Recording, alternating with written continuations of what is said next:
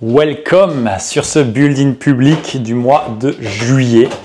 J'ai énormément de choses à te partager et tu vas voir dans la suite de cette vidéo toutes les insights qu'on te partage.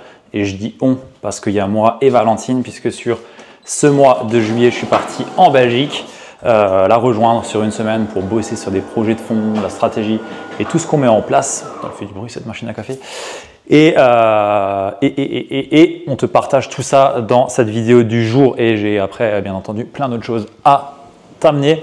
Notamment, j'ai envie de te partager un petit peu les lectures que j'ai sur le mois parce que je suis un grand lecteur et en fait je me suis dit ça pourrait être cool de te partager les lectures que j'ai chaque mois aussi et de faire un petit peu un topo de mes sources d'inspiration.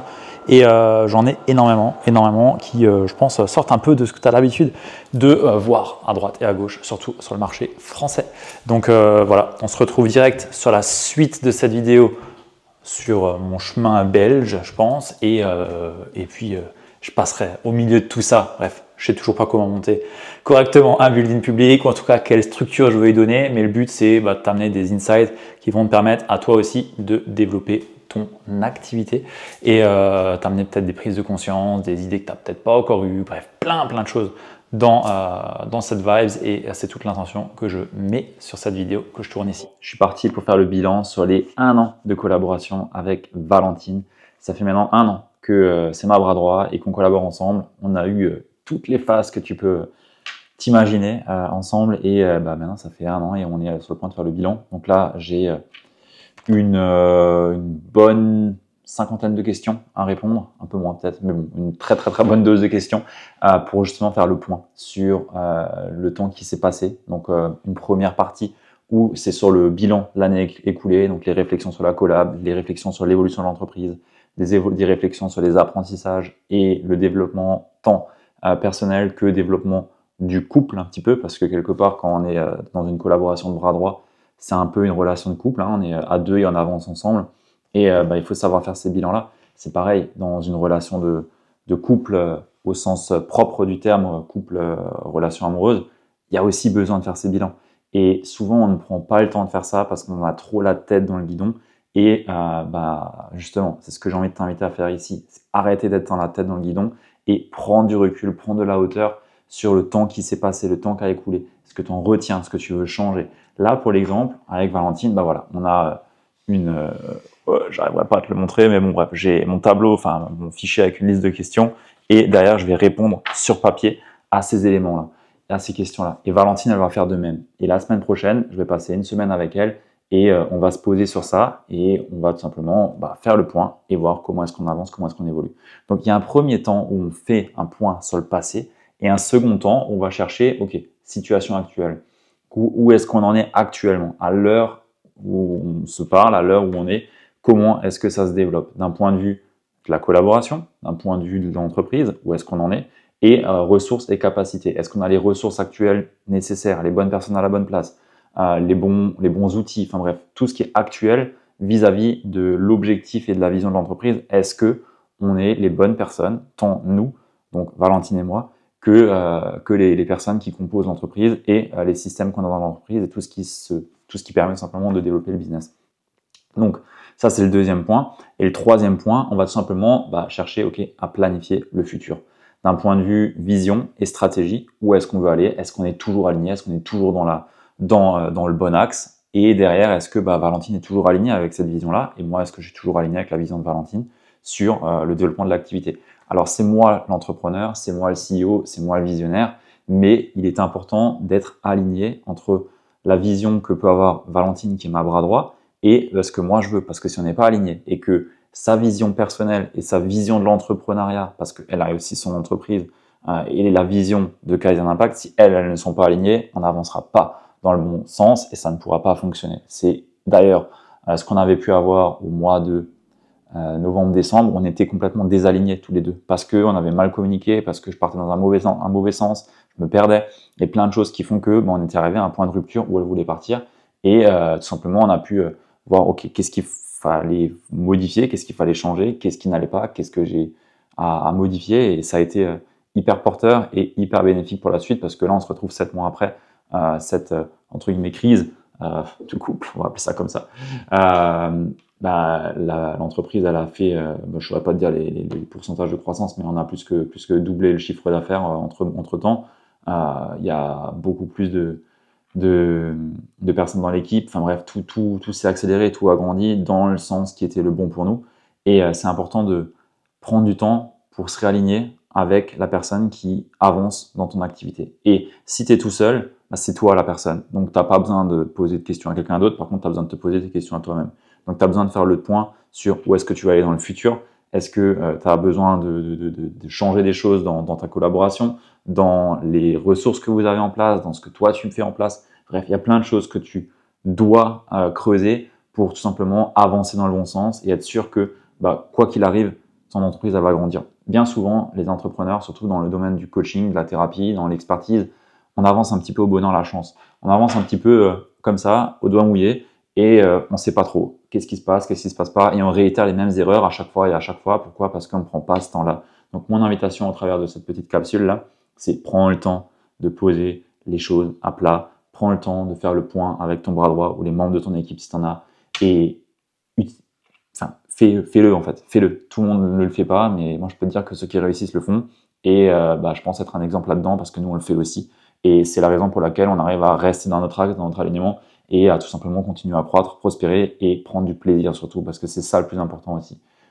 Si j'ai une bras droit, c'est pas pour avoir quelqu'un avec qui je suis en conflit ou on n'est pas aligné. Non, au contraire, je veux quelqu'un avec qui je prends plaisir et elle en prend de même avec moi. Et c'est ça le plus important. Donc voilà, l'invitation que j'ai vraiment envie de te faire. Moi, j'ai, je pense, un bon 2 heures de travail pour répondre à ces questions-là. Et puis après, on verra les réponses de Valentine la semaine prochaine et on travaillera sur ça. Voilà. Et je me retrouve donc maintenant en Belgique avec Valentine. Hello.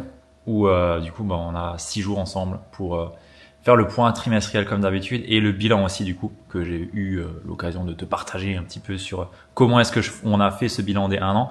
Donc là, on l'a fait et on a pu voir tout ce qu'on a pu parcourir, tout ce qu'on a pu faire de bien et de mal. Bref, on a répondu chacun de notre côté aux questions que j'ai pu te partager et on a fait le point derrière sur OK, comment est-ce qu'on continue, quelle est la direction qu'on prend et un des gros points majeurs qui en est sorti, puisqu'on est sur un building public, on va dire les choses, hein, comme ça c'est fait. Comme ça c'est fait.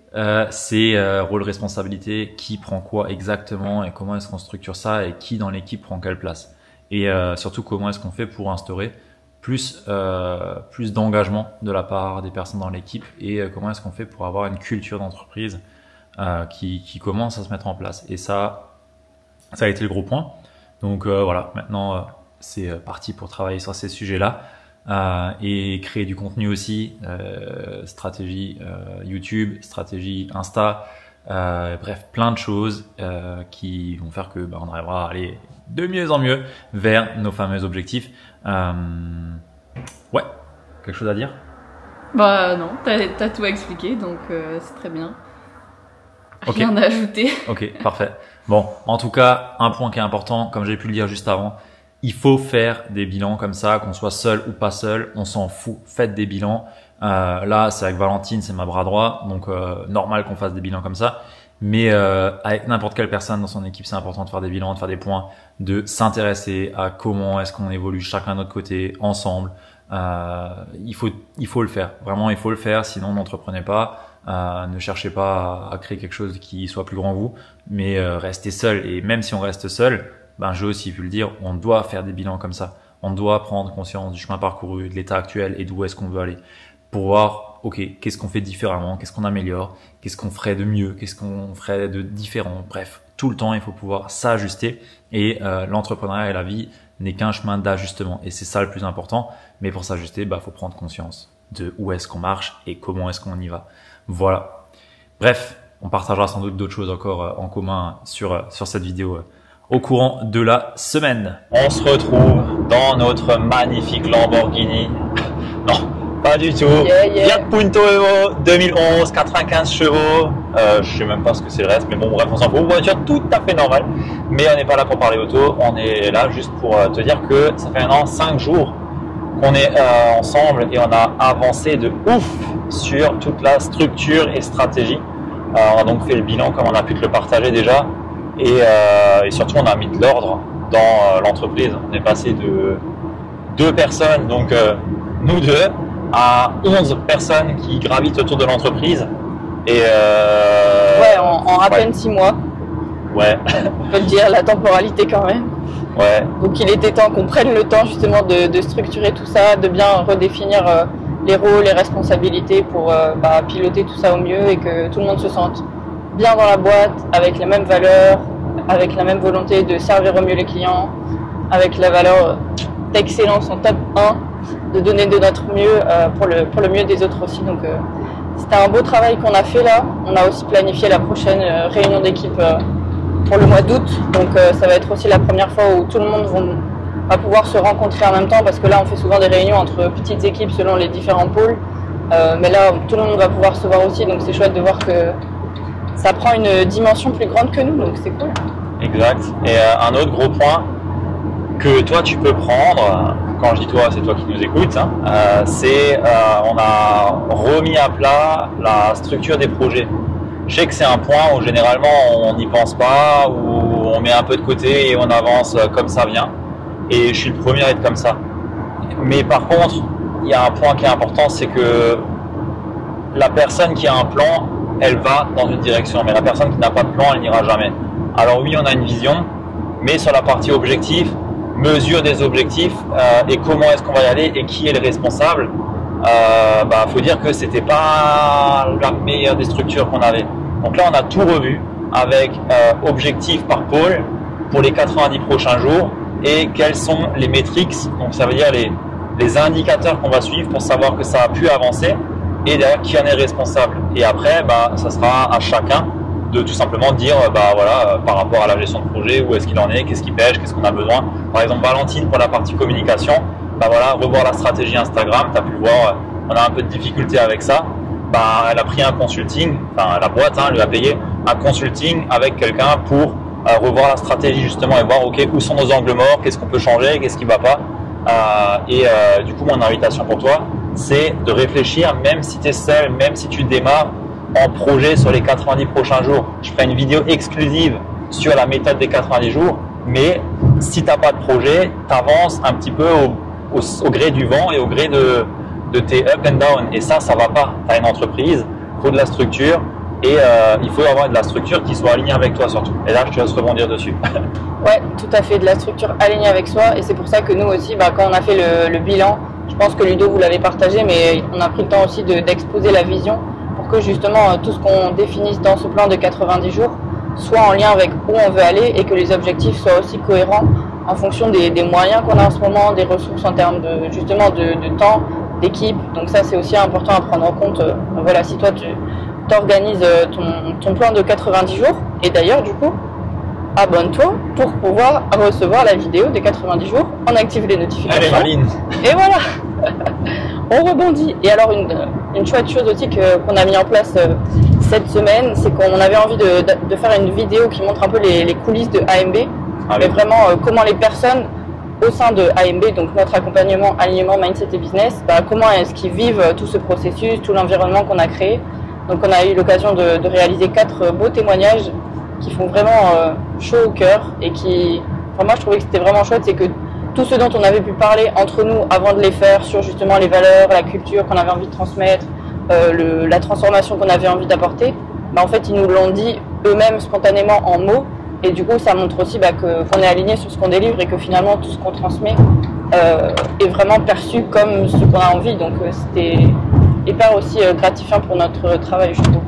Tu sais ce qui m'a le plus plu dans le fait de faire ça, cet exercice avec les clients en témoignage, c'est qu'à chaque fois que je voyais, quand j'étais plus petit, beaucoup plus petit, et que j'avais des personnes que je me disais waouh, elles ont un business qui fait plus de 6 chiffres, waouh, machin, et en fait ces personnes elles faisaient aussi ça, et je me disais putain, elles ont des témoignages de dingue avec un impact de ouf sur les gens, et moi j'ai juste envie d'avoir la même chose. Et là c'est le cas, on a la même chose, on a un des meilleurs accompagnements aujourd'hui en francophone pour la partie coaching, thérapie et professionnel de l'accompagnement, et juste ces témoignages là le montrent et le démontrent.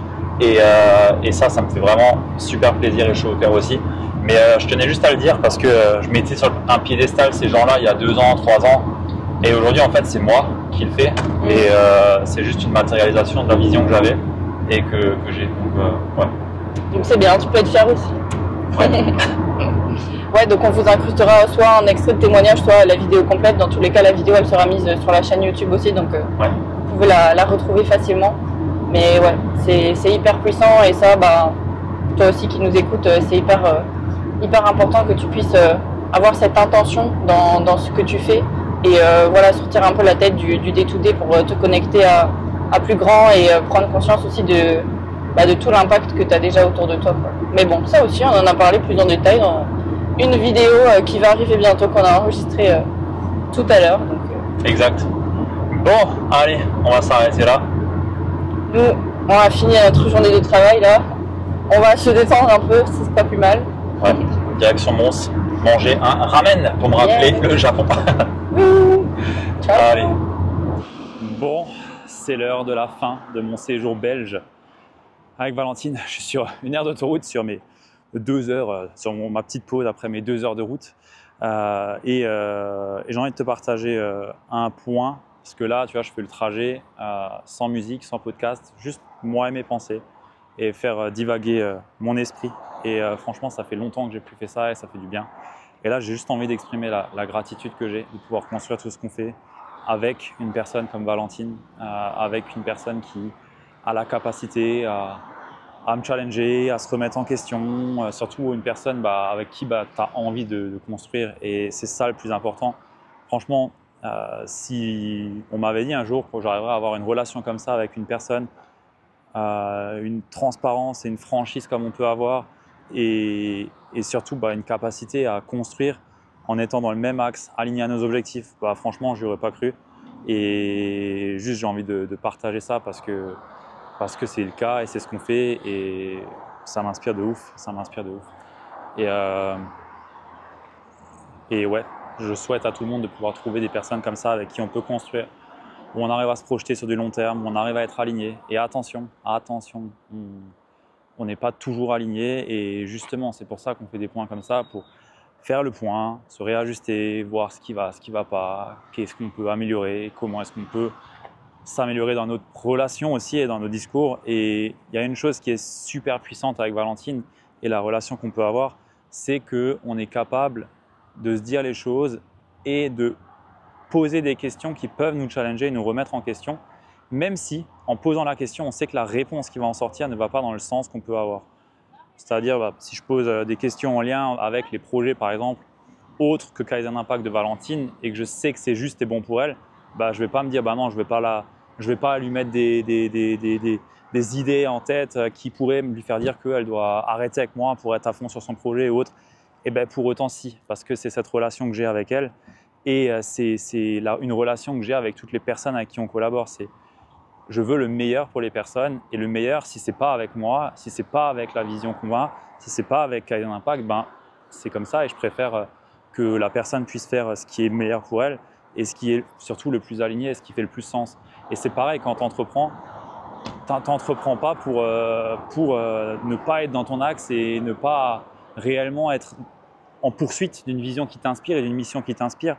Et ça demande de pouvoir se poser les bonnes questions, ne pas se voiler la face et être capable d'avoir cette remise en cause. Et là, tu vois, nous, on construit une entreprise qui est beaucoup plus grosse que nous, une entreprise qui a de l'ambition et on va aller les chercher, ces ambitions. Mais si on veut pouvoir y arriver et le faire de la façon la plus juste et où on prend le plus de plaisir ensemble, faut qu'on ait cette capacité à avoir cette relation-là. Et on a réussi à la construire avec Valentine. Et juste pour ça, j'ai énormément de gratitude. Et j'ai juste qu'une hâte, c'est qu'on continue comme ça, qu'on mette en place tout ce qu'on a pu voir et qu'on se revoit dans 90 jours pour refaire un point comme ça de je ne sais combien de jours, mais en tout cas de pouvoir se revoir et travailler dans ce sens-là. Voilà. Donc, il n'y a pas quelque chose de particulier, simplement un partage qui peut peut-être te faire écho, t'inspirer. Et si aujourd'hui tu es tout seul et que tu te demandes si c'est intéressant d'avancer avec quelqu'un, je te donne la réponse tout de suite, c'est oui, ça vaut le coup.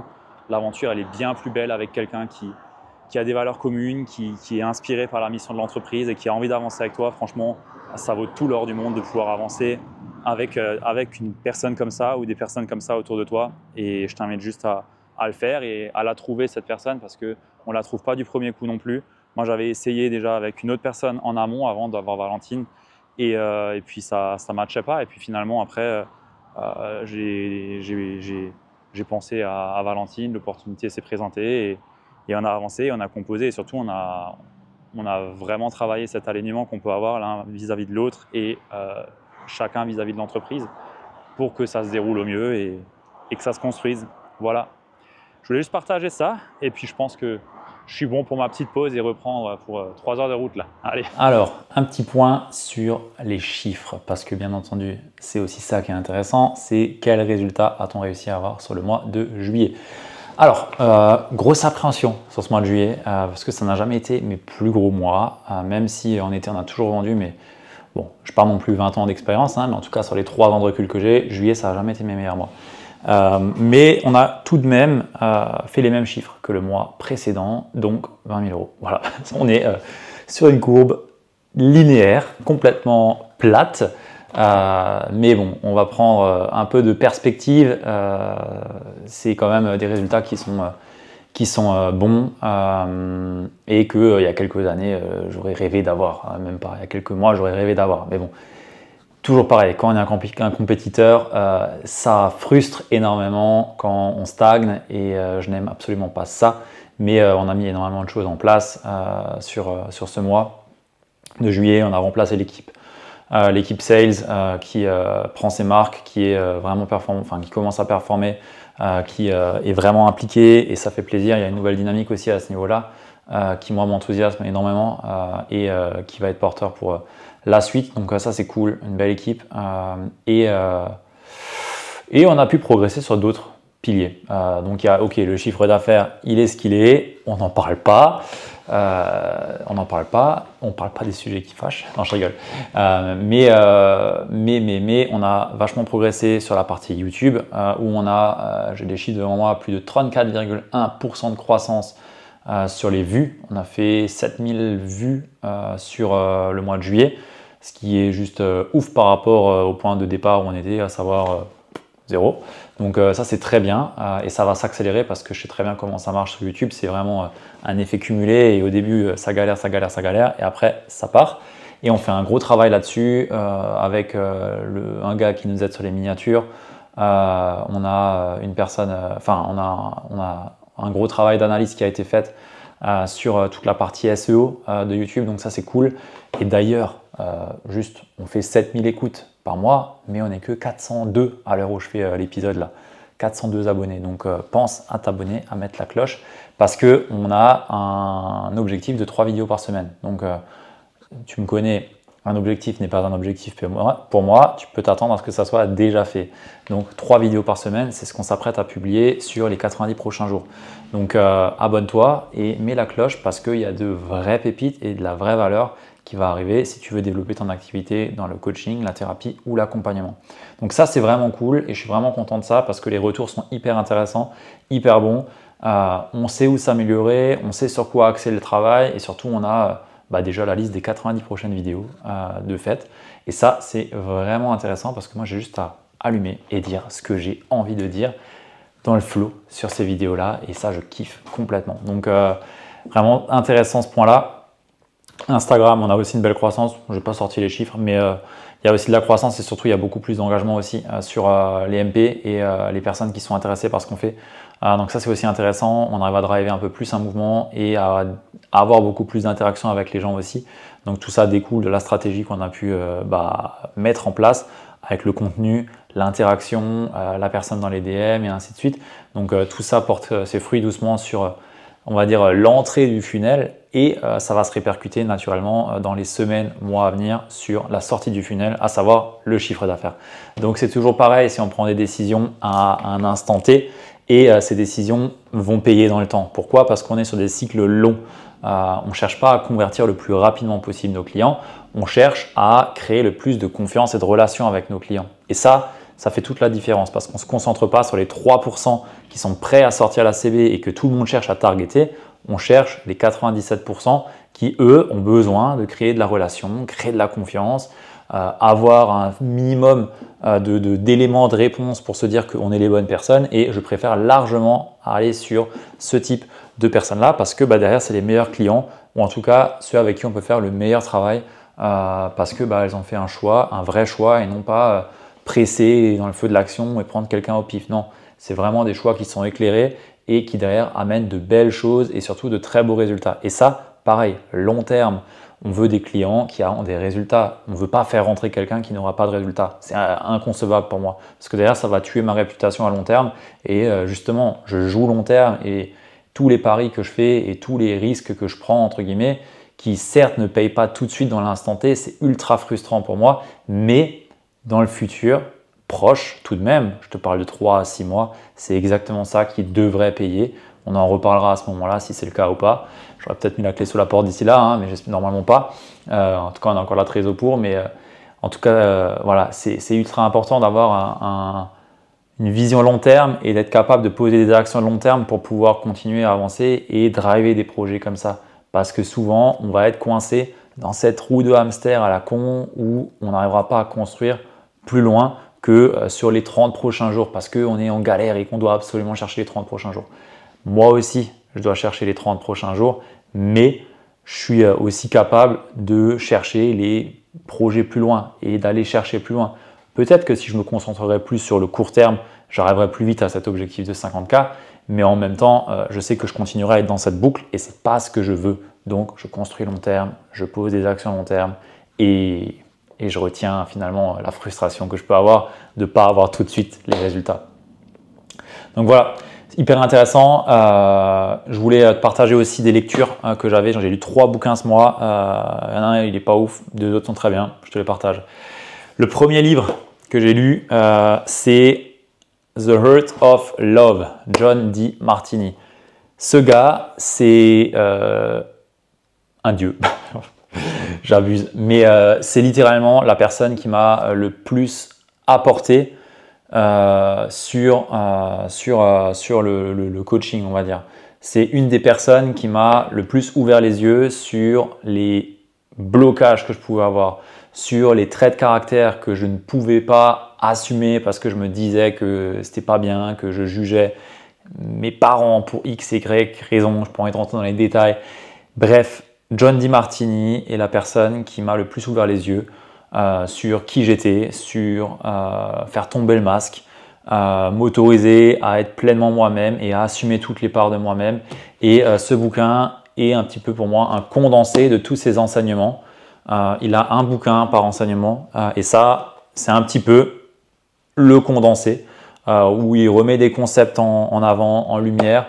Et j'ai trouvé ça ultra pertinent. Je pense qu'une personne qui ne connaît pas encore John Demartini devrait commencer par ce livre-là et après lire les autres. Parce que pour moi, ils sont tous ultra bons et vraiment puissants. Donc ouais, vraiment gros coup de cœur pour ce livre-là. C'est un livre que je relirai, sans doute pas cette année, mais en tout cas que je relirai pour sûr. Deuxième bouquin que j'ai lu, c'est Measure What Matters de John Doerr qui partage la technique OKR. Objectif Key Result. C'est la technique pour se fixer des objectifs qui a été implémentée chez Google, que j'avais utilisé aussi dans mon ancien job d'ingénieur chez Siemens.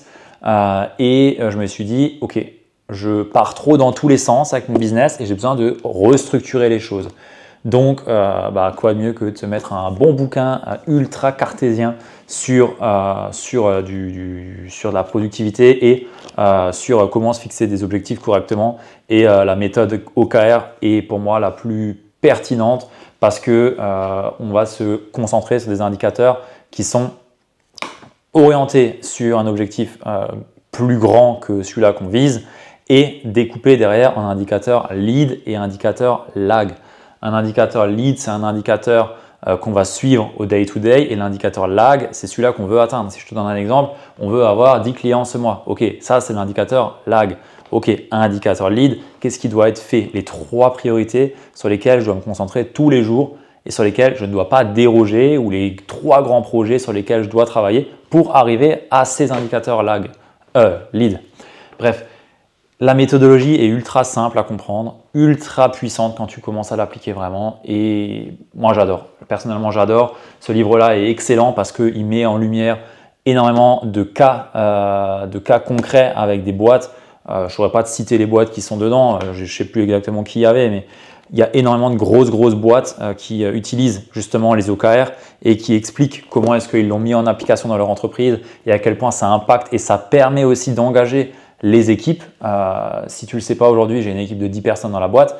Pas à temps plein, hein, c'est des personnes qui travaillent, collaborent avec nous. Et c'est ultra intéressant de mettre en place ce type d'objectif OKR pour pouvoir incentiver, engager tout le monde et avoir une direction commune. Donc voilà, j'ai vraiment apprécié ce bouquin et pareil, un livre que je vais relire aussi. Et le dernier que j'ai lu, beaucoup plus marketing, que j'ai même pas fini, mais je ne sais pas si je vais le finir en fait, il m'a pas plus percuté que ça. C'est le dernier de Gary Vee. Gary Vee, j'adore, ultra intéressant, ultra inspirant. J'ai lu ses autres bouquins que j'ai un peu plus aimé que ça, mais celui-là, je l'ai trouvé beaucoup trop technique. C'est limite une formation en fait sur comment réussir à catcher mieux l'attention dans ses contenus. C'est ultra intéressant pour les formats courts, pour les shorts et tous ces trucs-là. Mais franchement, pour mon utilisation personnelle et pour ce qu'on fait aujourd'hui dans mon activité, j'ai pas l'objectif de devenir le mec le plus viral du monde. Moi, mon objectif, c'est d'avoir des clients. Lui aussi dans ce qu'il partage. Mais c'est pas le 20-80. Moi, je suis un gars qui aime être focus sur ce qui va m'apporter le plus de résultats. Et quand je vois le niveau de détail dans lequel il peut rentrer, il y a des choses qui sont intéressantes, des concepts qui sont intéressants, notamment l'écosystème qu'il présente, il est intéressant, mais j'ai pas plus percuté que ça. Par contre, si tu fais des publicités, si tu fais de l'ADS, là, ce qui te partage là-dedans est ultra intéressant parce que là, pour le coup, tu as besoin d'avoir une stratégie où tes contenus sont vraiment ultra bons. Et ça tombe bien, je fais de l'ADS. Du coup, ça m'a permis aussi d'avoir des billes supplémentaires sur comment avoir un meilleur hook, comment réussir à mieux catcher l'attention, comment mieux garder la rétention et avec des exemples concrets. Donc pour ça, il est intéressant, il est bon. Mais voilà, je ne le recommande pas à tout le monde et c'est sûrement pas un livre que je vais relire. J'ai pris ce que j'avais à prendre, peut-être encore regarder la suite, mais je ne vais pas m'attarder plus longtemps que ça. Et ça, c'est un super bon point aussi. J'ai lu plus de 300 bouquins, ça fait 2 ans que j'ai 300 bouquins, donc on doit plutôt être aux alentours de 350 maintenant. Et en fait, quand il y a des livres où j'ai pas vraiment, j'achète en fait c'est simple. Il y a un livre qui m'intéresse, un sujet qui me parle, ça va dans le panier, c'est acheté. Je réfléchis même pas, ça a coûté combien, machin, je m'en fous, j'achète. Pourquoi? Parce que suffit qu'il y ait un chapitre qui me parle, un chapitre qui me retourne la tête et qui m'amène une idée de ouf, et boum, c'est bon, j'ai ma renta sur les 10 balles que ça m'a coûté ou 20 balles que ça m'a coûté. Et en fait, je ne cherche même pas à comprendre si tout le livre va être intéressant ou pas. Je vais directement là où ça me parle. Je ne fais pas ça avec tous les livres. Par exemple, un livre comme John DeMartini, je vais lire l'entièreté parce que tout ce qu'il dit, ça me parle. Donc, je vais tout lire. Mais un livre pratico-pratique comme le Day Trading de Gary Vee, bon, là, je vais aller chercher tout de suite qu'est-ce qui va m'intéresser parce que tout le blabla avant, bon, à la limite, voilà, j'ai pas que ça à faire. J'ai que 48 heures, 24 heures, pardon, pas 48. J'ai que 24 heures dans une journée et mon attention est aussi limitée. Donc, je vais chercher ce qui va m'apporter le plus de pertinence vis-à-vis des problématiques que j'ai actuellement. Donc, voilà, je t'invite aussi à réfléchir comme ça. Achète les bouquins sans limite. Je veux dire, ça coûte que dalle. J'ai jamais autant appris que dans des bouquins. Et après, derrière, naturellement, il y a besoin de mettre en application. C'est toujours bien de lire. Mais c'est surtout pour avoir des idées, nourrir sa créativité, se ressourcer, travailler sur soi aussi, parce que quand on lit, c'est un peu une méditation, c'est un peu une prise de recul qu'on peut faire, et ça nous sort la tête des écrans, surtout. C'est ça qui est intéressant, même si je lis aussi beaucoup sur ma petite Kindle, c'est pas pareil. Et moi, je passe beaucoup de temps sur les écrans, beaucoup de temps sur les réseaux, et prendre le temps de lire, ça me permet de faire ce pas de recul et juste d'avoir l'esprit ailleurs, dans quelque chose qui m'inspire, qui me parle, un sujet qui me passionne et dans lequel j'ai envie d'apprendre. Donc voilà, donc je t'invite aussi à mettre ça en place. Lis, franchement, je pense que les entrepreneurs les plus successful sont ceux qui lisent. Et tu peux lire n'importe quelle biographie de gros entrepreneurs ou voir n'importe quelle interview de gros entrepreneurs, on lit tous, tout le monde lit, tout le monde a des bouquins, tout le monde s'intéresse à des sujets et lit.